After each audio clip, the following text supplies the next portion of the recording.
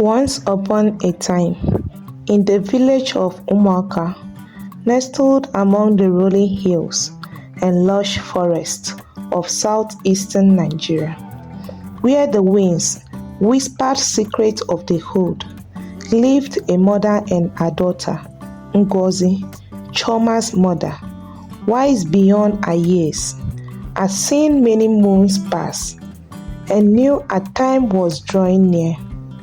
But before she departed from this world, she had one final wish, a wish that would shape the destiny of her daughter and the entire village.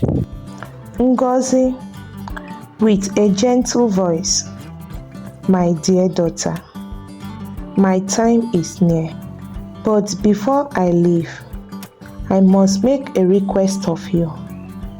Prepare for me my favorite meal, one that comes from your heart and is seasoned with love.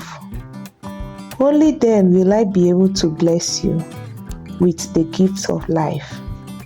2 lives that will carry on her legacy. One of them will be blessed with extraordinary powers, a gift to protect this village from the darkness that lies ahead." Choma, eyes wide with surprise and reverence, as she listened to her mother's words, Choma's voice trembling with emotion. "Mama, I will prepare your favorite meal. For your blessing means more to me than anything in this world." Choma walks to the kitchen, carefully selecting ingredients, her hands moving with a mix of urgency and care. The fire crackles in the heart as the aroma of pounded yam and egusi soup fills the room. With each ingredient, the daughter poured her heart into the meal, knowing that this was more than just food. It was a promise of covenant of love and destiny. Choma carefully carried a wooden tray with pounded yam and egusi soup, balancing it with practiced ease. "Mama, I brought your favorite," Choma said softly, kneeling beside the bed to serve the food. She helped the mother to sit and gave her water to wash her hands. Ngozi, receiving the meal, her hands trembling as she takes the first bite, her eyes closing as if savoring not just the taste, but the love infused within. Ngozi, with a smile, "You have done well, my child. I bless you as your mother and as the keeper of our family's legacy," Ngozi said, her voice growing stronger. "You will give birth to twins, 2 daughters. One will be the light in our village, a protector with gifts beyond imagination. She will face challenges, but her strength will come from the love that surrounds her." Tears welled up in Choma's eyes as she listened to her mother's prophecy. Ngozi's hand trembled as she continued, "Be strong, my child. Carry on our tradition and protect our people. The time will come when this power will be needed." The mother's hand gently touches the daughter's belly, a soft glow emanating from her touch, uttering words filled with ancient powers and love. And with that, the mother's spirit, now at peace, began to fade like the mist had done. But her blessing remained, a promise of hope, strength, and the power to change the fate of a village. With her final words, Ngozi's voice grew faint. A smile crossed her face as she took her last breath, her hands slipping gently from Choma's body. The room seemed to filled with a peaceful silence, the weight of prophecy settling over Chioma as she mourned her beloved mother. The legacy of love and courage had begun, and the village would soon witness the rise of its greatest protector. 8 years later, Chioma, who is also known as Mama Ejima, gave birth to twins, 2 daughters. The twin sister, Nkechi and Adanna. From a young age, they were inseparable. Their bond as strong as the roots of the ancient Iroko tree that stood at the village center. However, as they grew older, a dark cloud began to hover over their lives.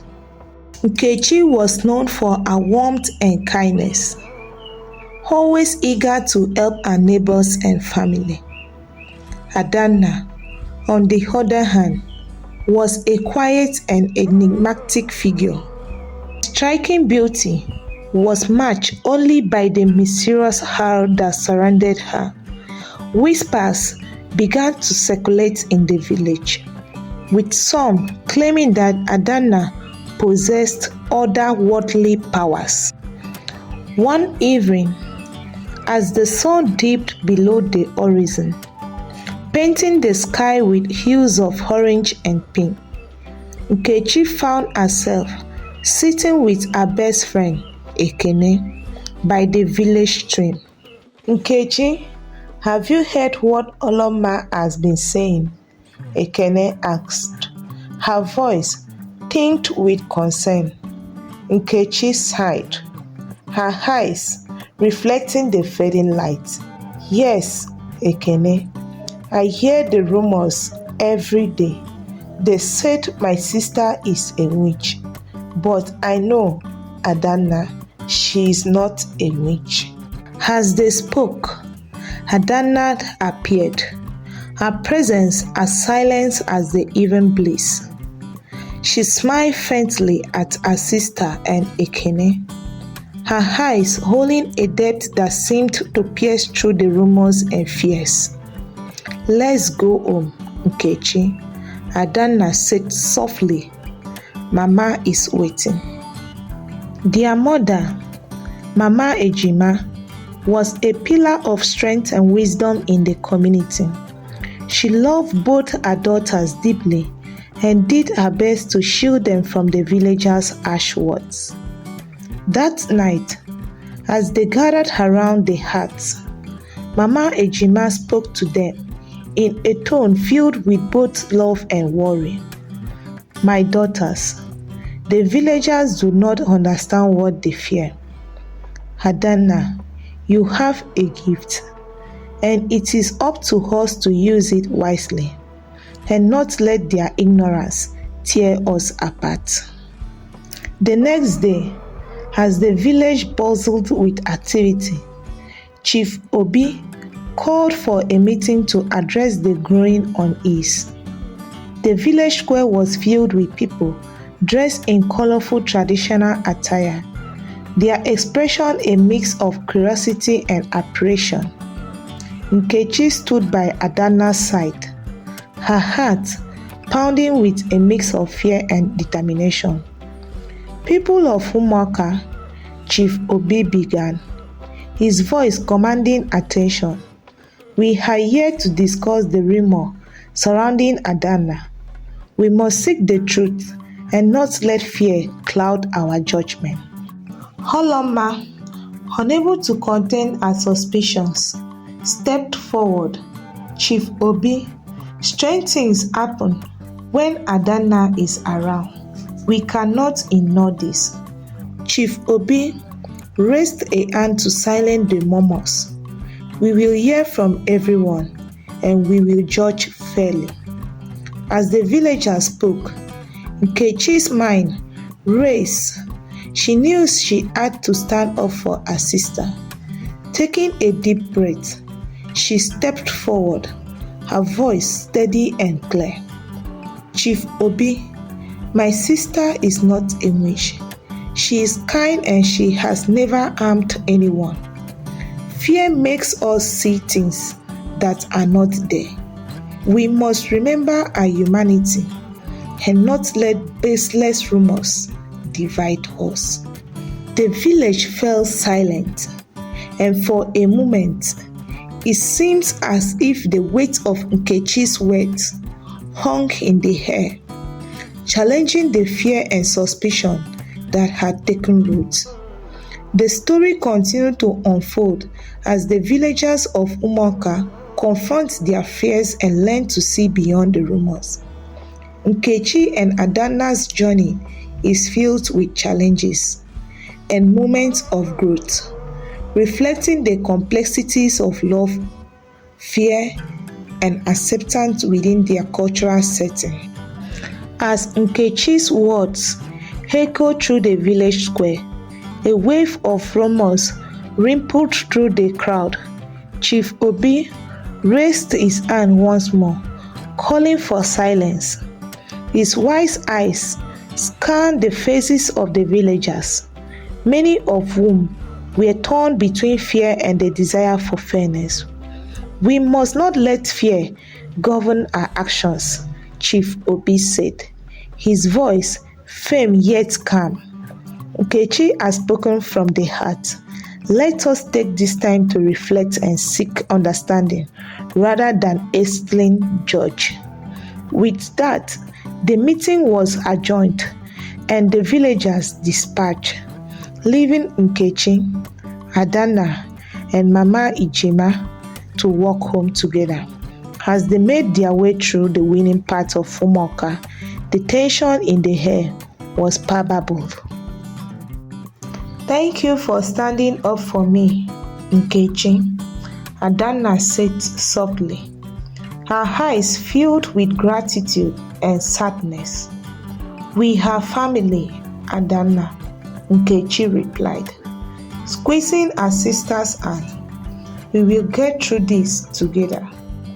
That night, as the family sat together in their modest home, Mama Ijima decided it was time to reveal a secret she had kept for many years. My daughters, she began, her voice heavy with emotion. There is something you both need to know. Adanna, you were born with a gift, a connection to the spiritual world that few possesses. It is a gift that runs in our family, but it must be understood and respected.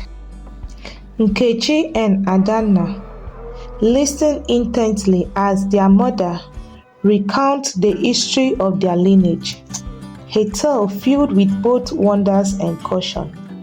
She spoke of their grandmother, who had been a revered healer in their village, and of the responsibilities that came with such a gift. Adanna, your abilities are not something to be feared, but to be embraced with wisdom. We must find a way to harness your gift for the good of our community, Mama Ejima concluded. The following days were a blend of appreciation and discovery. With Mama Ejima guardians, Adanna began to explore her abilities, learning to control and channel her powers. Nkechi stood by her side, offering support and encouragement. However, Olama continued to stir trouble, spreading rumors and fueling the villagers' fears. One evening, as Nkechi and Adanna were returning from the forest, where they had been practicing Adanna's skills, they encountered Olama and a group of her friends. Look, there they are, the witch and her sister, Olama snitch, her eyes filled with malice. Before Nkechi could respond, Adanna stepped forward, her demeanor calm and composed. Olama, your fears blinds you. I am not here to harm anyone. My gift is meant to heal and protect. But Olama was not convinced. She and her friends began to mock and jeer. their taunts echoing through the village.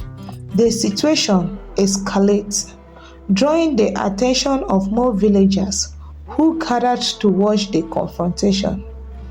Just as the tension reached its peaks, Chief Obi arrived, his presence commanding immediate silence. "Enough!" he shouted, his voice resonant with authority. "This behavior is unbecoming of her community." Turning to Adanna, Chief Obi spoke with a mix of respect and curiosity. "Adanna, if you truly possess a gift, demonstrate it for us. Show us how it can benefit our village." Adanna nodded, her heart pounding with a mix of fear and determination. She raised her hands and began to chant softly. The hair around her shimmered as she called upon her connection to the spiritual world. Moments later, a gentle breeze swept through the village, carrying with a sense of calm and peace. "Behold," Chief Obi exclaimed, "Adanna's gift is real, and it brings harmony, not harm." The villagers watched in her, their fear slowly giving way to understanding. Olama, however, remained defiant, her distrust still evident. As the villagers began to embrace the idea of Adanna's gift, the atmosphere in Umuaka started to shift. Chief Obi, seeing the potential for unity and growth, called for a series of community meetings to educate the villagers about the benefits of Adanna's abilities. In one such meeting, Chief Obi addressed the crowd with an open heart. "Let us move forward with understanding and cooperation. Adanna's gift can be a source of strength for us all. We must learn to harness it wisely." The meetings became a regular occurrence, where Adanna, with Mama Ejima's guardians, demonstrated her gifts in various ways. She healed the sick, brought fertility to barren lands, and aided in resolving disputes within the community. Her distributions gradually won over even the most skeletal villagers. However, not everyone was convinced. Olama's hostility remained a thorn in their side. Despite the positive changes Adanna's brought, Olama's continued to spread doubt and fear, determined to undermine the goodwill that was building.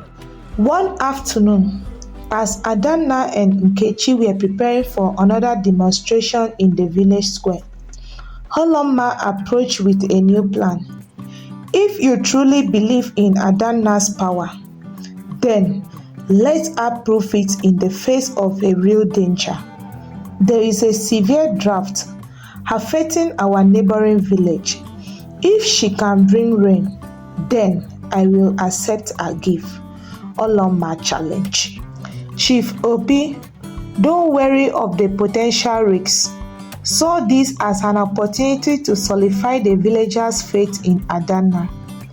"Very well," he said, "we will accompany you to the neighboring village and see if Adanna can help." Thank you for watching part 1 of the hidden truth of my twin sister. I hope you enjoyed the story as it unfolds. But the mystery doesn't end here.